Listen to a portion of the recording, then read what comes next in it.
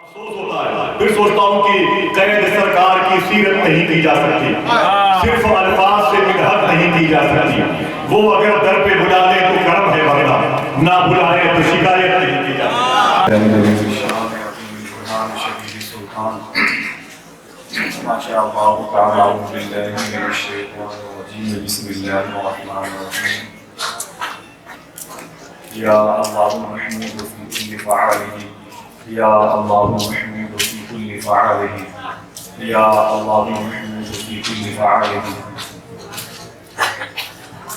استغفر اللہ کل ذنوب یا ستار یا غفار بحق حضرت محمد مصطفیٰ صلی اللہ علیہ وسلم استغفر اللہ کل ذنوب یا ستار یا غفار بحق مخلوق کائنات و مولا کائنات سرکاران حسنین کریمین علیہ رضوان استغفر اللہ کل ذنوب یا ستار یا غفار بحق شیخ عبد القادر جیلانی روحانی و حرفانی محی الدین شیخ عبد القادر جیلانی یا روحی یا قلبی یا نور یا غوث العظم یا بادشاہ یا مخلوق محی الدین یا حضرت شیخ عبد القادر جیلانی اغثنی وأغثنی ونوّرنی وأصلحنی وأغنی وأكرمنی وانصرنی وانصرنی وارحمنی وأحفظنی وارشدنی. آقا کریم صلی اللہ علیہ وسلم کے اعلان نبوت کے بعد پہلی مرتبہ اور اپنی پیدائش مبارکہ کے بعد تیسری مرتبہ جب مدینہ شریف میں داخل ہو رہے تھے تو حضور صلی اللہ علیہ وسلم کی پردادی حضرت ہاشم رضی اللہ تعالیٰ عنہ کی بیوی حضرت سلمہ رضی اللہ تعالیٰ عنہ کے خاندان بنو نجار کی شہزادیاں آقا کریم کا استقبال کرتے وقت جن ناک کے مصروں کا سہارا لے رہی تھی. خوش قسمتی سے وہ ناک ایک روایت کے مطابق حضرت کلثوم بنت حارث انصاری رضی اللہ تعالیٰ عنہ کے موقع علم کے شائقہ تھے.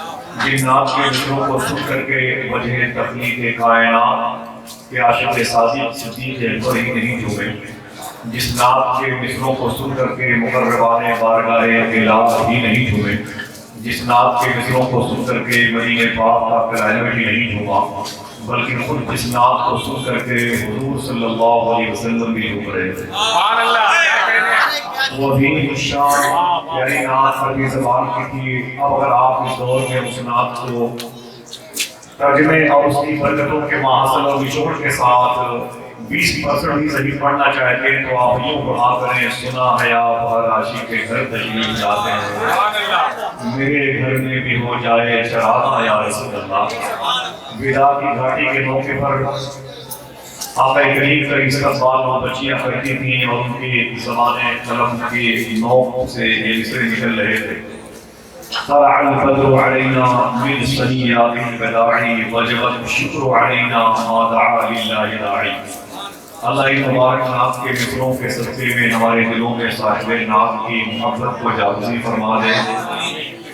جب دعا کی جائے تو آمین کہہ دیا کریں. اپنے بزرگوں کے نقوش قدم کو اپنے یہ منزل تصور کریں. دعا کریں کہ اللہ اس نعت کے مصروں کے تمام تر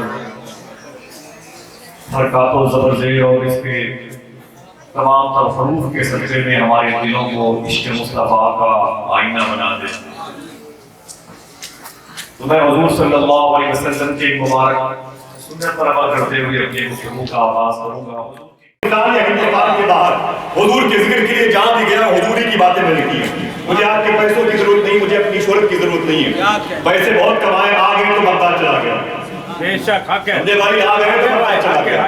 زیادہ آئے تو مدینے چلا گیا. میرا اس کے علاوہ کوئی اور میری منزل نہیں ہے. یہ بے شک حق ہے. ابھی لاک ڈاؤن کی وجہ سے بغداد اس میں نہیں جا پایا ہوں. افسوس ہوتا ہے، پھر سوچتا ہوں کہ قید سرکار کی سیرت نہیں کی جا سکتی، صرف الفاظ سے مدحت نہیں کی جا سکتی.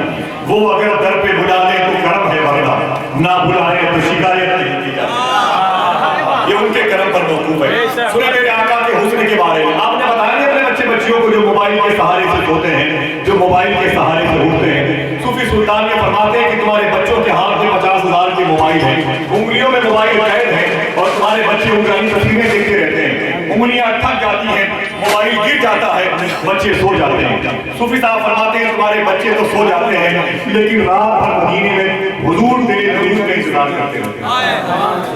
کتنا انتظار کا مالک ہے حضور. कितना इंतजार करवाएंगे हुजूर को। दुआ करें अल्लाह हमें हुजूर पर दुरूद पढ़ने की तौफीक मिल जाए। अदब से बैठे, शायद ये बात आपके दिल को छू जाए। इस भाई साहब इजाजत दें आप हुजूर के चेहरे मुबारक के हवाले से, जिसको ये असाब सुफा तका करके वो चेहरा कहता था, बगदाद शरीफ की जमीन है। कहा कि जोर से बोले ऊंची बोले। मैंने ऐसे शहर का नाम लिया जिसके बारे में सूफिया कहते हैं जिसकी दुआएं कबूल ना हो, बगदाद की मिट्टी उठा के दुआ करे अल्लाह उसकी दुआएं कबूल कर लेगा। शहर का नाम इतनी आहिस्तगी से आप ले रहे हो, उस शहर के मराती कितने बदल देंगे। सुने आप, कहते हैं कि बगदाद शरीफ की जमीन थी, एक मुसव्विर था, एक पेंटर था, एक पेंटिंग करने वाला शख्स था, बड़ा माहिर था, बड़ी शोहरत, बड़ा मकबूल था वो। उसके पास लोग आते कहते मेरा बाप मर गया, मेरे बाप की तस्वीर बना दो। तो वो तस्वीर बनाया करता था, वो तस्वीर बनाता था। जब वो तस्वीर बनाता तो एक हफ्ते के बाद उसके बच्चे उस तस्वीर को देखते तो खुश होते, तूने हूबहू मेरे बाप की तस्वीर बनाई। तस्वीर बाप की बनाता कैसे था? पहले वो रजिस्टर पे लिखवाता था तेरे बाप की आंखें कैसी हैं, तेरे बाप की समातों के पर्दे कैसे हैं, तेरे बाप के लबो रुसार कैसे हैं। जब बेटे बताते तो तस्वीर बनाता। एक लंबी लाइन लगी हुई थी तस्वीर बनवाने वाले वाली, उसी लाइन में दरवेश पड़ा था, उसी लाइन में दरवेश पड़ा था।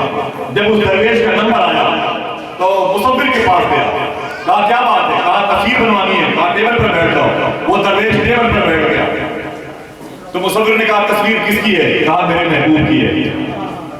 कहा रजिस्टर में बताओ कि तुम्हारे महबूब की जुल्फें कैसी है। ये जहांगीदा और शाह फुकरा की जमात बैठी हुई है। उसने कहा बताओ तेरे महबूब की जुल्फें कैसी है। दरवेश सोच के बोला जिसकी जुल्फों के साए में पूरी कायनात रहती है।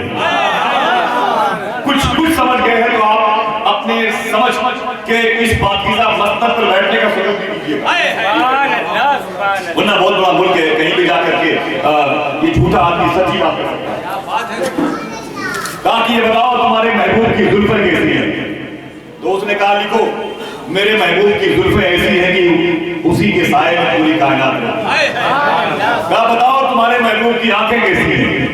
कहा लिखो कि मेरे महबूब की आंखें ऐसी हैं कि जिसने उन आंखों को देखा फिर किसी को न देखा। कहा बताओ कि तुम्हारे महबूब के होंठ कैसे हैं।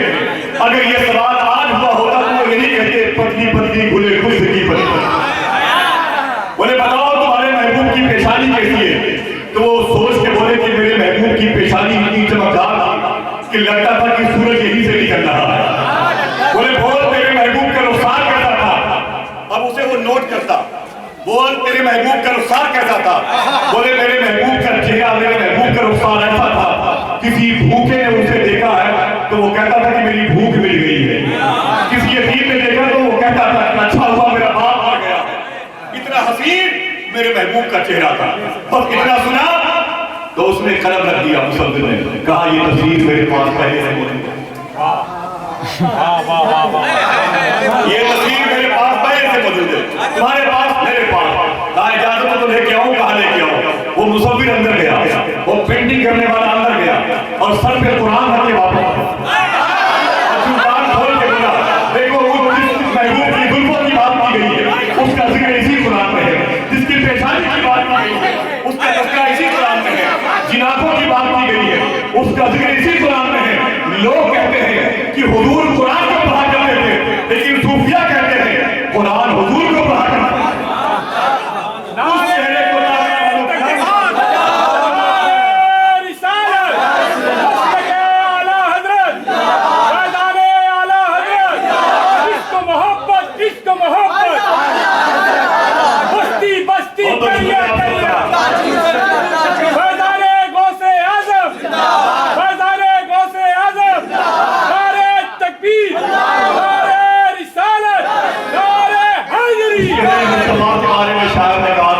जिस जगह नजरें पड़ी मरबूत होके रह गई उसको सरदाता किसी ने याद कर दिया।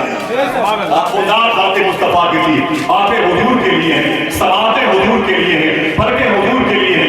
बड़े अदब और एहतराम के साथ आइए 25 साल सवार में जिसके साथ मैंने दिन गुजारे, रातें गुजारी, शामें गुजारी, सुबह गुजारी, वो लहजा आपके शहर का नहीं आपके मोहल्ले का है, जिसने यहीं से अपने आप को निकाला और पूरे हिंदुस्तान की बावकार नात के मुशायरों की नशिस्त में नात के मुशायरों की फजा को मुकद्दर होने से बचाने के लिए शायर इस्लाम मोहम्मद अली तारिक अलकतरी के पैकर में धूम मचा दी है।